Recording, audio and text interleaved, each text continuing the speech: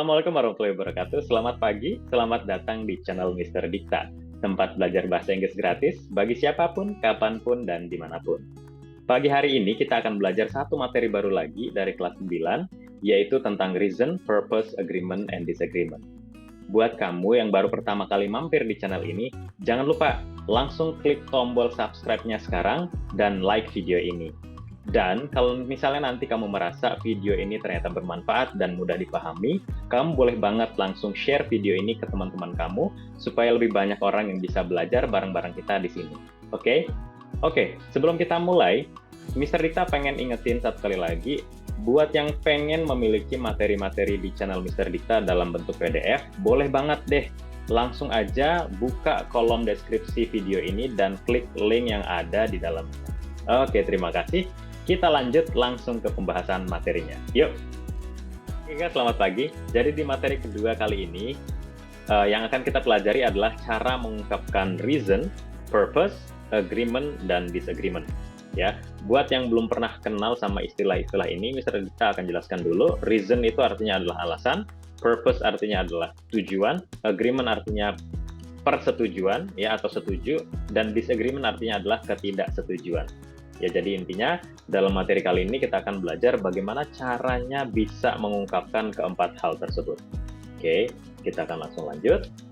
Jadi pertama kita balik lagi seperti biasa, kita akan membahas dulu kompetensi dasarnya. Supaya apa? Supaya kita benar-benar jelas apa sih yang diharapkan untuk dipelajari di materi kali ini. Ya, seperti yang sudah disampaikan tadi, kita lihat langsung bagian-bagian yang dicetak tebal itu sama seperti yang sudah Mister sampaikan di slide awal ya. Jadi yang akan kita pelajari adalah bagaimana caranya mengungkapkan maksud atau alasan, tujuan, persetujuan, dan juga ketidaksetujuan ya. Dan ternyata yang atau diharapkan untuk kita pelajari adalah cara penggunaan keempat hal ini. Jadi yang pertama kita akan belajar caranya menggunakan kata to, terus kita juga akan belajar menggunakan in order to, terus kita juga akan belajar menggunakan kata so that, dan yang terakhir kita akan belajar menggunakan disagreement atau agreement dalam pernyataan kita. Ya, seperti apa caranya? Langsung aja kita bahas. Oke, kita akan mulai dari yang pertama. Nah, pada saat tadi disampaikan di awal, ya, kita akan belajar tentang cara mengungkapkan reason, purpose, agreement, dan disagreement. Ternyata reason dan purpose itu akan kita bahas secara bersamaan. Kenapa? Karena ternyata cara mengungkapkan reason dan purpose dalam kalimat itu sama. Samanya seperti apa, Mister? Sama-sama bisa menggunakan ketiga bentuk yang ada di sini yang sudah dicetak tebal. Jadi ada tiga bentuk, yaitu to, in order to, dan so that. Jadi sekali lagi, dalam mengungkapkan purpose atau reason dalam kalimat kita bisa menggunakan ketiga bentuk ini. Oke, yang pertama to, yang kedua in order to, yang ketiga so that. Mister, kalau nggak salah, saya pernah belajar deh, cara mengungkapkan alasan itu bisa pakai kata because. Iya, betul. Ya. Contohnya, I came late because of bla bla bla. Misalnya, saya datang terlambat karena titik.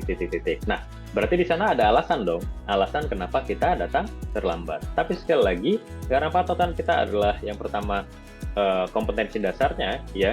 Jadi di kompetensi dasar tadi jelas-jelas meminta kita mempelajarinya empat hal itu aja. Yang pertama to, in order to, so that, dan yang terakhir adalah cara mengungkapkan disagreement. Jadi kita akan fokus ke sana, oke? Fokus ke penggunaan keempat hal itu saja. Tapi buat yang sudah pernah belajar bahwa cara mengungkapkan alasan bisa juga pakai kata because, itu luar biasa ya. Kalian udah dapat materi tambahan berarti. Oke? Tapi itu tidak dibahas di materi ini ya, karena tidak diminta di dalam kompetensi dasarnya. Oke, lanjut. Selanjutnya kita akan belajar bagaimana sih pola kalimatnya, atau apa yang harus saya lakukan untuk bisa mengungkapkan reason dan purpose tadi. Jadi sekarang kita lagi belajar cara mengungkapkan reason dan purpose ya. Jadi cara mengungkapkan reason dan purpose itu kita bisa menggunakan tiga hal tadi, bisa menggunakan kata to, in order to, dan so that. Oke. Nah, seperti apa polanya atau susunannya? Ternyata kalimatnya akan diawali dengan sebuah activity atau tindakan ya, atau aksi, lalu diikuti dengan bentuk-bentuk yang tadi, to, in order to, atau so that, baru diikuti dengan goal-nya. Goal-nya inilah yang nanti bisa berbentuk purpose atau tujuan atau reason atau alasannya. Oke, jadi sekali lagi bagian-bagian dari pola kalimatnya ada 3. Yang pertama ada activity-nya dulu atau hal yang dilakukan apa, lalu dihubungkan dengan to, dan dilanjutkan dengan goal. Ya, goal-nya inilah yang nanti berisi purpose atau reason-nya. Oke, contohnya seperti apa? Kita langsung lihat aja kalimat yang sudah ada di sini. Jadi contoh yang pertama, I learn English. Nah, ini adalah aksinya ya atau yang dia lakukan. Yang dilakukannya apa? Oh, saya belajar bahasa Inggris. Oke. Ngapain belajar bahasa Inggris? Nah, itulah yang menjadi goal-nya. Untuk apa ternyata dia belajar bahasa Inggris? Ternyata untuk get scholarship overseas. Artinya untuk mendapatkan beasiswa ke luar negeri. Antara activity dan goal-nya dihubungkan dengan kata to yang di sini ya. Kita pilih to. Oke. Nah, jadi kalau misalnya ditanya, kalau misalnya diterjemahkan to artinya apa? Langsung aja kita lihat di sini. Ya. Dalam kalimat ini, kata to saat kita gunakan artinya adalah untuk. Ya, jadi kalau kalimat utuhnya I learn English to get scholarship overseas artinya adalah saya belajar bahasa Inggris untuk mendapatkan beasiswa ke luar negeri. Nah, di sini mulai jelas tergambar ya. Oh, itu maksudnya cara mengungkapkan tujuan. Ya, di sini ada tujuannya ya. Jadi ada aksi yang dia lakukan dan ada tujuan yang ingin dia capai atau alasan dia untuk alasan dia melakukan aksinya tadi. Saya belajar bahasa Inggris kenapa sih? Karena saya pengen dapat beasiswa ke luar negeri, atau saya belajar bahasa Inggris untuk apa sih? Untuk mendapatkan beasiswa ke luar negeri. Oke, jadi seperti itu ya. Nah, sekarang yang akan kita perhatikan, karena kita di sini punya 3 pilihan ya, kita bisa pakai to, in order to, dan so that. Gimana cara milihnya? Itu pertanyaan selanjutnya ya. Jadi ternyata kalau kita perhatikan kalimat yang kedua, apa perbedaannya dengan kalimat 1? I learn English in order to get scholarship overseas. Apa bedanya? Bedanya hanya di kata hubungnya aja ya. Yang tadi kita pakai to, yang sekarang kita pakai in order to. Sisanya sama. Oke? Kenapa? Karena ternyata nanti akan dibahas di slide selanjutnya secara lebih detail. Antara in order to dan to itu bisa saling menggantikan. Oke? Tapi kalau kita lihat, kalimatnya akan berubah atau akan berbeda saat kita menggunakan so that. Ada perbedaan nggak? Tadi kalimat pertama, I learn English-nya sama, I learn English-nya sama, I learn English-nya sama, ya. Di sini kita pakai kata so that. Yang tadi pakai kata to, yang kedua pakai in order to, yang ketiga kita pakai so that. Setelah kata to, ternyata munculnya get scholarship langsung. Setelah kata in order to, munculnya juga get scholarship langsung. Tapi ternyata waktu kita pakai so that, ada hal lain yang muncul. Nah, ternyata ada perbedaan. Kenapa? Karena memang ternyata saat menggunakan so that, ada hal yang harus kita perhatikan. Apa itu? Langsung aja kita bahas di slide selanjutnya ya. Oke. Nah, ini dia. Jadi ini adalah pembahasan khusus tentang perbedaan penggunaan to, in order to, dan so that. Oke, kita langsung lihat di 2 tabel ini ya, sisi kanan dan kiri. Di sebelah kiri kita punya pembahasan tentang to dan in order to, dan sebelah kanan kita punya pembahasan tentang so that. Jadi ternyata kalau kita menggunakan kata hubungnya to atau in order to, maka yang akan muncul selanjutnya atau yang akan muncul di sebelahnya adalah bentuk infinitif ya. Mr. Infinitif itu apa? Infinitif itu artinya adalah verb dasar yang tidak kena perubahan sama sekali. Oke, banyak yang menyamakan infinitif dengan verb 1, nggak apa-apa sih, tapi kalau buat Mr. Infinitif dan verb 1 itu tidak sama. Karena kalau verb 1 dia masih bisa dirubah nanti. Utamanya dalam kalimat simple present tense ya, biasanya kita tambahin s untuk subjek she, he, it ya verbnya. Tapi kalau infinitif itu benar-benar verbnya tidak boleh ada perubahan sama sekali ya, jadi verb dasar. Bentuknya seperti apa? Rata-rata mirip sama verb 1 kecuali untuk verb be ya. Jadi buat pengetahuan aja, ini bisa tambahkan sedikit. Kalau verb be itu adalah verb infinitifnya, Sedangkan verb satunya nanti adalah is, am, dan are. Nah, ini berbeda ya. Jadi sedikit pembahasan tentang infinitif ya tambahan. Oke, jadi ingat sekali lagi, jika kita menggunakan to atau in order to, maka yang muncul di sebelahnya adalah infinitif. Supaya gampang, supaya kalian lebih mudah mengingatnya, intinya pada saat to atau in order to digunakan, yang muncul setelahnya adalah kata kerja. Gitu aja, ya. Contohnya mana? Contoh kita lihat dari yang pertama. John takes a side job to make more money. Nah, ini. Jadi, apa yang activity atau aksinya apa sih? John takes a side job. Jadi, John ini melakukan pekerjaan sampingan, ya. Oke, melakukan pekerjaan sampingan untuk apa? To make more money, untuk menghasilkan lebih banyak uang, ya. Jadi mana penghubungnya? Yang di sini kita pakai kata to, ya. Bentar, kita tulis dulu. Oke, kecilnya seperti ini. Ya, oke. Jadi yang kita pakai di sini adalah to. Oke, setelahnya langsung muncul verb, ya, seperti itu. Oke, kita lihat beda nggak kalau sama so that? Kalau so that ternyata berbeda. Kalau tadi setelah to atau in order to munculnya adalah verb atau infinitif, di bagian yang so that, kalau kita menggunakan so that, maka yang muncul setelahnya adalah subjek. Oke, ingat subjek utamanya itu kalau kita kecilkan, ya, kita menggunakan subjective pronoun saja, itu jumlahnya hanya 7, ya. Apa aja? I, you, they, we, she, he, dan it, ya, hanya itu saja. Oke, itu adalah subjek. Jadi kalau so that yang muncul setelahnya bukan verb tapi subjek, ya. Subjeknya antara 7 itu tadi atau mungkin nama orang juga bisa, ya. Oke. Contohnya kalimatnya berubah nih. Jadi gimana? Yang tadi John takes a side job to make more money, yang sekarang berubah menjadi John takes a side job so that he. Nah, munculnya bukan verb tapi subjek dulu, ya, so that he can make more money. Ya, jadi cara gampang membedakannya adalah pokoknya kalau habis to, in order to, yang muncul adalah kata kerja. Kalau habis so that, yang muncul adalah subjek. Oke, lanjut ya. Seperti yang sudah disampaikan tadi, antara to dan in order to itu bisa saling menggantikan. Jadi di sini dia kalimatnya sama, ya. John takes a side job in order to make more money. Sama aja. Pokoknya yang muncul setelahnya adalah kata kerja. Oke. Lanjut kita bahas contoh yang terakhir. Contoh yang terakhir ini ada the thief hid inside the cupboard in order not to get caught. Ya, artinya pencuri itu bersembunyi di dalam lemari.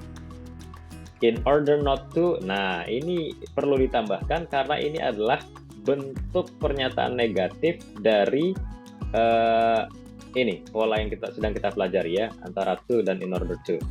Ingat, kalau pola positifnya adalah in order to, kalau pada saat kita mau membuat pernyataan negatif, tambahkan not-nya itu ternyata setelah in order-nya, ya, sebelum to-nya.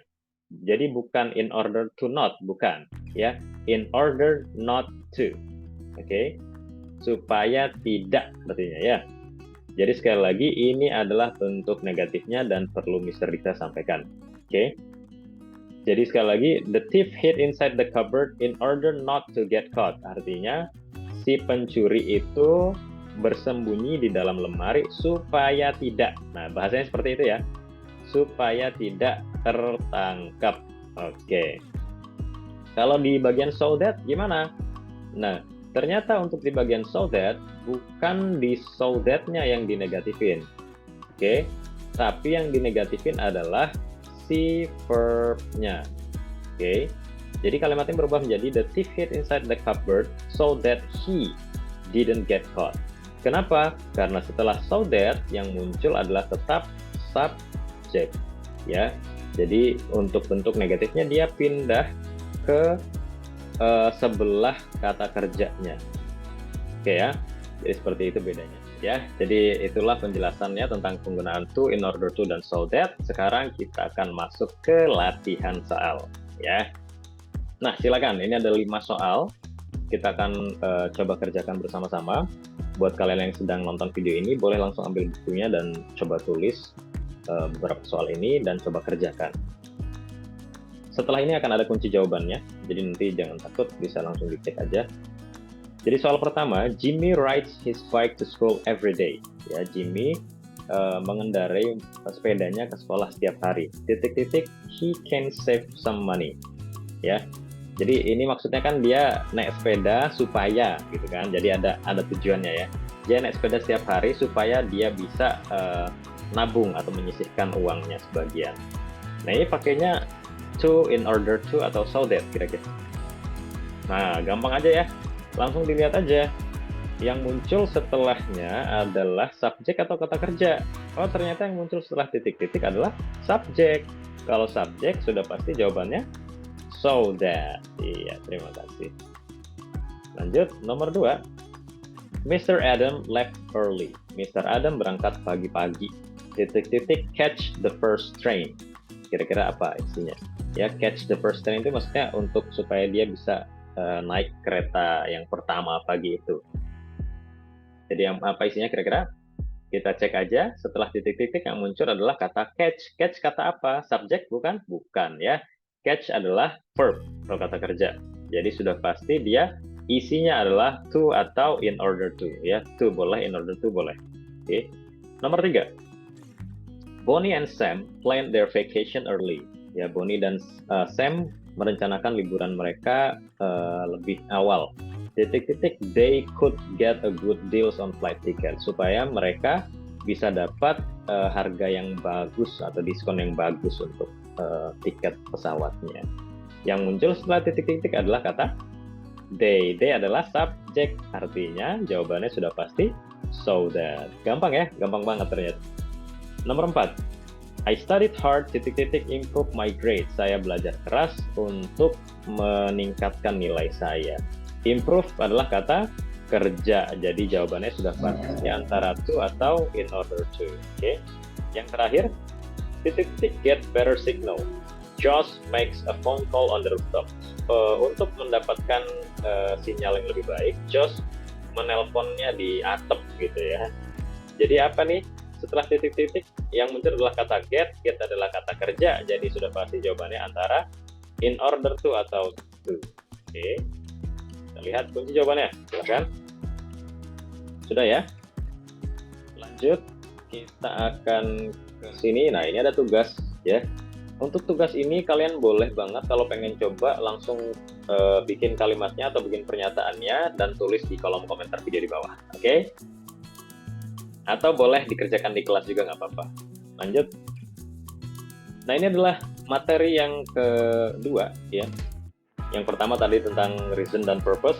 Yang kedua adalah tentang pernyataan agreement dan disagreement. Ya, bagaimana caranya memberikan pernyataan setuju atau tidak setuju dengan pernyataan orang lain.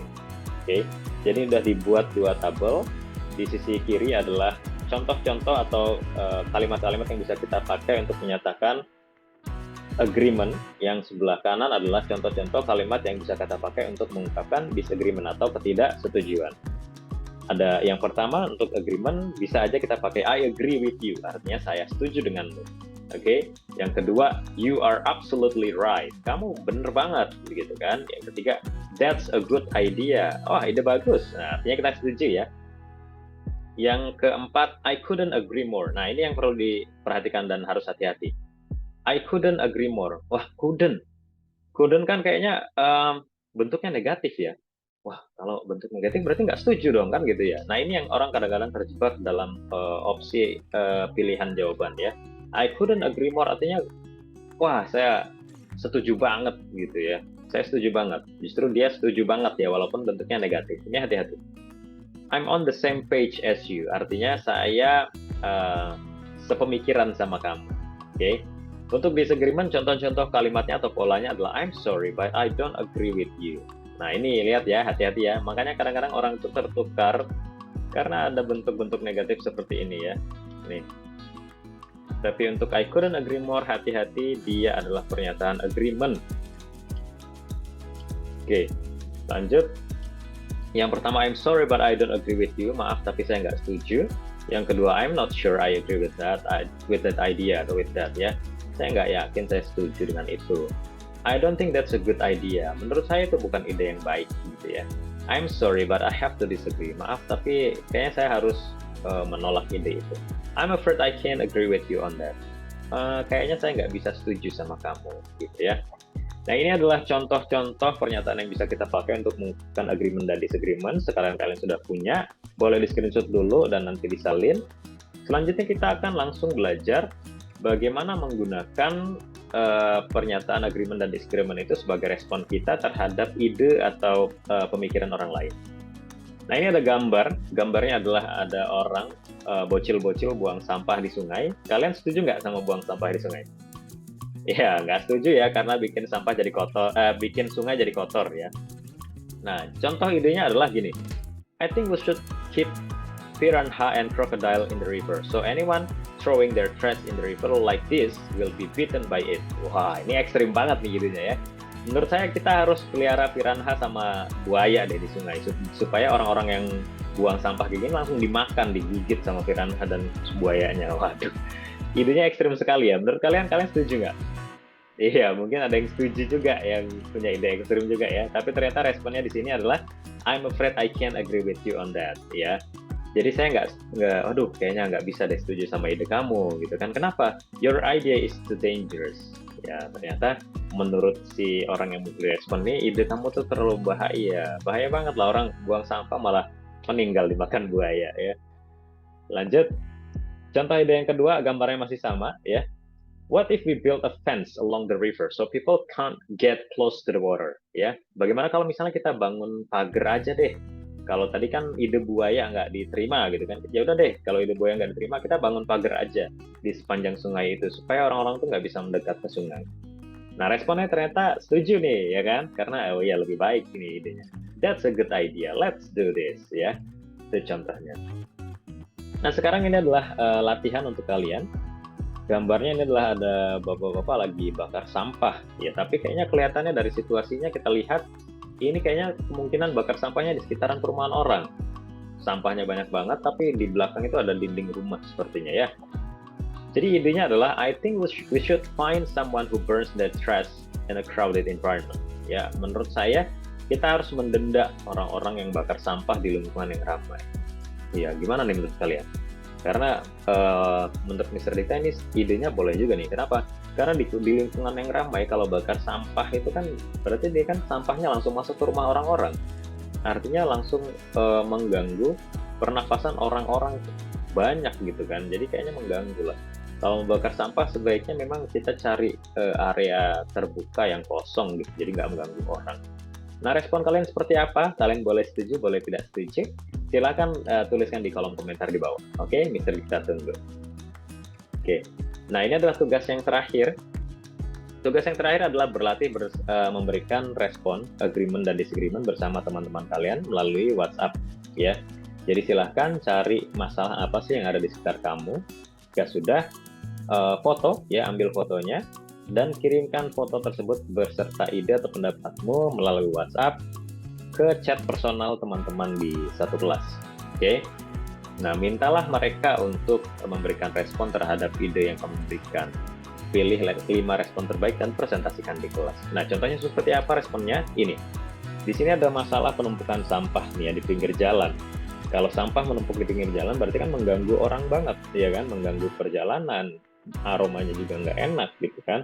Jadi idenya adalah what if we put CCTV around this spot? Bagaimana kalau kita pasang CCTV di titik ini, di titik-titik tempat sampah menumpuk ini. So we can find whoever throw their trash at the street like this, gitu kan. Jadi kita bisa tangkap nih orang-orang yang buang sampah di pinggir jalan seperti ini and put them in jail for 6 months dan penjarakan aja selama 6 bulan. Jadi buang sampah di penjara 6 bulan. Wah, ekstrim juga nih ya. Nah, ternyata responnya adalah I'm sorry but I have to disagree katanya. Oh, nggak setuju nih temennya. Maaf tapi saya nggak setuju. I think it will just be a waste of time. Menurut saya itu akan membuang-buang waktu saja. Kenapa? Remember, a tiger doesn't change its stripes. Artinya macan itu nggak bisa ganti kulitnya. Waduh, ini dalam banget nih. Ini kata-kata bijak ya. A tiger doesn't change its stripe itu kata bijak dalam bahasa Inggris yang maksudnya itu gini, orang itu susah berubah gitu loh. Kalau misalnya udah kebiasaan buang sampah itu mau dipenjarain juga tetap keluar dari penjara buang sampah lagi. Kan parah banget ya. Oke deh. Ya, itu aja materi kali ini ya, mudah-mudahan bisa dipahami dengan mudah. Terima kasih banyak sudah menonton video ini hingga akhir. Mudah-mudahan apa yang Mister Dikta sampaikan bermanfaat dan bisa membantu kamu untuk memahami materi kedua di kelas 9. Oke, terima kasih banyak. Jangan lupa klik tombol subscribe dan like video ini. Sampai ketemu di video selanjutnya. Bye-bye. Assalamualaikum warahmatullahi wabarakatuh.